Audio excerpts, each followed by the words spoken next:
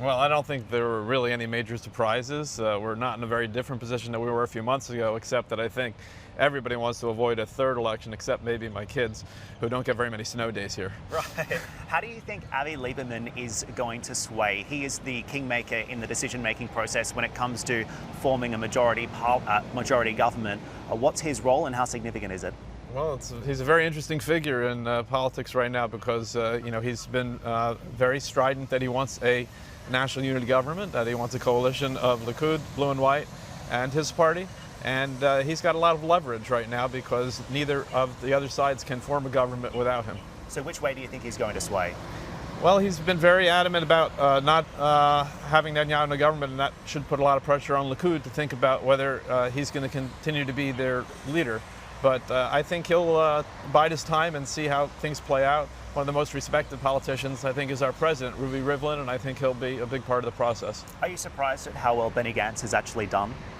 No, I'm not surprised. I mean, he's done a good job of assembling his party with a diversity of figures, all of whom have a lot of respect and really can't be questioned on security, which is the matter that is really bottom line for all Israelis. So, he's done a good job, and I think it reflects in the results. On the issue of security, we saw Benjamin Netanyahu really working to rally his right-wing base, essentially calling for an annexure of key swathes of the West Bank. Do you think that played a significant role in this election? And if he does indeed retain power, is that likely to happen? I don't think it's likely to happen. I think if you look back at the last several elections, he said a lot of weird things in the last couple of weeks before them that haven't necessarily come to pass and haven't really reflected, I think, where he's governed from. And, he has brought a peace as things go in this region and pretty good economic stability over the last decade. So it's not surprising that a lot of people would still want the incumbent, but at the same time, I think majority seem to want to change. Also wanted to ask you about the 3 indictments that he also faces. Do you think that also played a role in the campaign, and what's going to happen there?